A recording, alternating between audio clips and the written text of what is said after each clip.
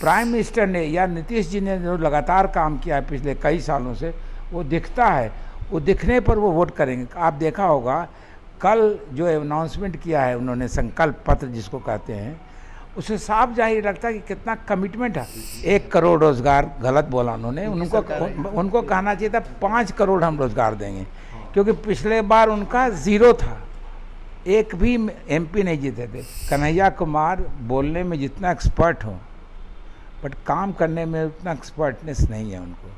जनता में कोई झुकाव नहीं। बार बेगूसराय से उन्हें लड़ाया गया था, इस बार दिल्ली से लड़ाया गया, क्या इसके पीछे की वजह क्या लगती है? भाई बेगूसराय जो है वो लालू जी छोड़ने को तैयार नहीं थे। नमस्कार, आप देखना शुरू कर चुके हैं लाइव सिटीज को। मेरा नाम अभिषेक है। हमारे साथ बातचीत करने के लिए जेडीयू के राष्ट्रीय प्रवक्ता राजीव रंजन जी हैं। सबसे पहले तो आपका स्वागत है। बहुत बहुत धन्यवाद। हम भी आपका बहुत बहुत स्वागत है और हमको बड़ा अच्छा लग रहा है आपसे बात करने का। अच्छा, क्या लगता है बिहार में 40 सीटों पर आपका गठबंधन है और 16 सीटों पर आपकी पार्टी खुद लड़ रही है? देखिए, बात बहुत साफ है। इस बार की लड़ाई पिछले बार से और अच्छी है। पिछले बार हम लोग 40 में 39 सीट जीते थे, 39 सीट जीते थे। इस बार 40 में 40 जीत रहे हैं। पिछले बार इस बार में अंतर है। पिछले बार से जितनी मार्जिन थी हमारी, उससे बहुत ज़्यादा मार्जिन होने वाली है, क्योंकि जनता एक तरफ है। जनता जो लगातार झूठ बोल रहे हैं इंडिया के लोग, उस बात को समझ रही है। इसलिए हमारे ख्याल से इस बार 40 में कोई शक है ही नहीं, वो भी वाइड मार्जिन से। अच्छा, आपकी कई सीटें हैं जिस पर मुकाबला तिकोनी है, जैसे पूर्णिया हो, झंझारपुर हो या सिवान हो। आप ही के कैंडिडेट हैं, जेडीयू के प्रत्याशी हैं वहाँ पर, और मुकाबला तिकोनी है। देखिए, आप लड़ रही हैं, और पूर्णिया में पप्पू यादव हैं और झंझारपुर से गुलाब यादव बताए जा रहे हैं। सब निर्दलीय लड़ रहे हैं। देखिए, एक बात बहुत साफ है, जनता बिल्कुल डेडिकेटेड है, उनकी समझ साफ है। अगर कुछ वोट कटेगा भी तो दूसरे पार्टी का कटेगा, हमारा कोई वोट नहीं कट सकता है, क्योंकि हमारे लोग सब कमिटेड हैं, डेडिकेटेड हैं। प्लस प्राइम मिनिस्टर ने या नीतीश जी ने जो लगातार काम किया है पिछले कई सालों से, वो दिखता है। वो दिखने पर वो वोट करेंगे। आप देखा होगा कल जो अनाउंसमेंट किया है उन्होंने, संकल्प पत्र जिसको कहते हैं, उससे साफ जाहिर लगता है कि कितना कमिटमेंट है। ये भी सही है कि पिछले साल 5 साल पहले जो कमिट किया था उसमें 90% काम किया, 95% हो गया है। सोचिए, 3 लाख उन्होंने पहले 3 करोड़ घर दिया था, 80 करोड़ जनता को लगातार खाना दे रहे हैं।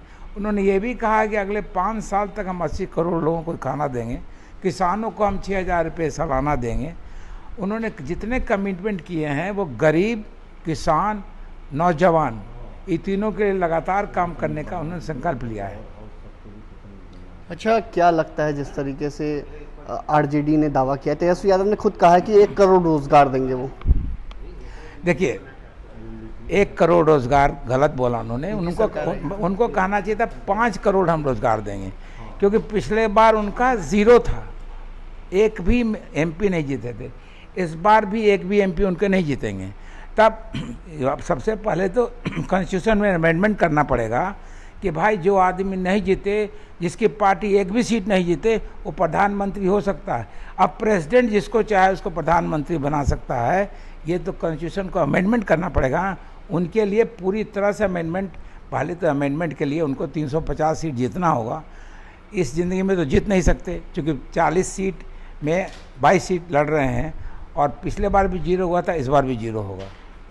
अच्छा, मुकेश सहनी और तेजस्वी यादव की जोड़ी है, कितना कमाल कर पाएगी? देखिए, वोट दोनों में से किसी के पास नहीं है, लेकिन मैनेजमेंट, चाहे वो सोशल मीडिया का हो, प्रेस मीडिया का हो, या अपनी जो उनके पास धन संपत्ति है, उससे जो उजागर कर सकते हैं, इन द सेंस कि आदमी बुला करके कि हमारे सामने 5,000 लोग मौजूद हैं, ये सब कर सकते हैं।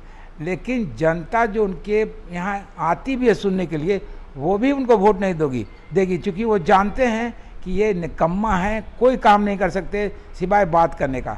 और मैं ये भी कहता हूँ आपको कि हो सकता है कि अगला 5 साल के बाद वो कह दें कि अगर हमने सरकार बना दिया तो जितने कंट्री अगर बगल सबको मिला लेंगे। ये भी कह सकते हैं, क्योंकि जब झूठी बोलना है तो कुछ भी बोल सकते हैं हम।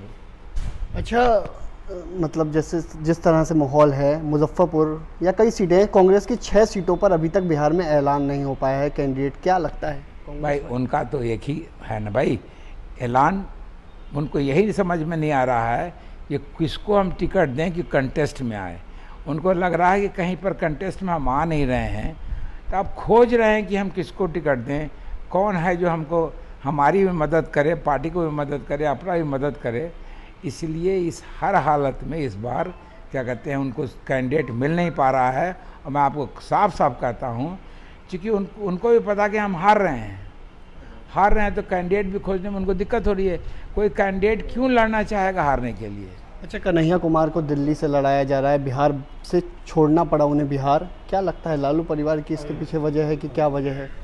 देखिए ऐसा है, वो बिहार में उनको सीट नहीं दे रहे थे ये लोग, जो उनका सीट है कहीं भी सीट है वो सीट नहीं दे रहे थे, इसलिए उनके सामने कोई ऑप्शन नहीं था कि क्या कहते हैं और दूसरी जगह से लड़े। दूसरी जगह से उनके सामने एक ही ऑप्शन था कि हम क्या कहते हैं दिल्ली से लड़ें, और जिसके खिलाफ लड़ रहे हैं सही लड़ रहे हैं। और मैं समझता हूँ कि इस बार वो वहाँ से भी हारेंगे और यहाँ से भी हारते। कन्हैया कुमार बोलने में जितना एक्सपर्ट हो, बट काम करने में उतना एक्सपर्टनेस नहीं है उनको। जनता में कोई झुकाव पिछली बार नहीं। बेगूसराय से उन्हें लड़ाया गया था, इस बार दिल्ली से लड़ाया गया, क्या इसके पीछे की वजह क्या लगती है भाई लालू? बेगूसराय जो है वो लालू जी छोड़ने को तैयार नहीं थे, और दूसरा वो जानते थे कि पिछली बार इतना वोट से हार गया है तो इस बार कैसे जीतेगा, इसीलिए उन्होंने मना कर दिया कि जीतेगा नहीं तो क्यों टिकट दें। इसलिए उन्होंने कहा कि नहीं देंगे। तो दिल्ली की जो सीट है जो कांग्रेस के पास है, वो सीट को उन्होंने कांग्रेस वालों ने दे दिया उसको, चूँकि वो तो मेंबर है भाई CWC का, इसलिए इम्पॉर्टेंट जगह पे है। कल आपकी पार्टी में वीआईपी के कई नेता शामिल हुए थे, उससे पहले आरजेडी के पूर्व राज्यसभा सांसद भी शामिल हुए, क्या लगता है? देखिए नीतीश जी का एक इमेज है, पिछले 17-18 साल से जो उन्होंने काम किया है, जितना स्टेट का ग्रोथ कर दिया है, क्या बताएं कि आज देश का जो ग्रोथ रेट है उससे बहुत ज़्यादा ग्रोथ रेट बिहार का है। 10.64% ग्रोथ है, यानी कंट्री के ग्रोथ से ज़्यादा है, डबल डिजिट ग्रोथ है। दूसरा आपको बता दें कि जब नीतीश जी ने टेक ओवर किया था उस वक्त से लेकर अभी तक 11 गुना हमारा स्पैन बढ़ गया, यानी उतना हमारा बजट बढ़ गया है 11 गुना, और 16 गुना हमारा क्या कहते हैं जो है, देखिए हेल्थ में बढ़ गया, ऐसे हर में बढ़ गया है। अभी आप सोचिए कि क्या स्थिति है, पूरे देश में सबसे ज़्यादा महिला अगर पुलिस में है तो बिहार में है, मच मोर, जबकि दुगना बड़ा स्टेट है यूपी, उससे भी 1.5 गुना ज़्यादा हमारे यहाँ महिलाएं कांस्टेबल्स हैं। यानी हम लोग बराबर सबके लिए काम करते हैं, सबको आगे लाना चाहते हैं, यही सबसे बड़ा महत्व है, सबसे बड़ी बात है नीतीश कुमार के लिए। तो आपने सुना कि क्या कुछ कहा है जेडीयू के राष्ट्रीय प्रवक्ता हैं राजीव रंजन, उन्होंने कई मुद्दों को लेकर बातचीत की है और साफ साफ जीत का दावा किया है। कन्हैया कुमार को लेकर भी उन्होंने कहा है, साथ ही साथ त्रिकोणीय मुकाबले को लेकर भी उन्होंने अपनी बात कही है। बने रहिए लाइव सिटीज़ के साथ, हमारे यूट्यूब चैनल को सब्सक्राइब करिए, फेसबुक पेज को लाइक करिए।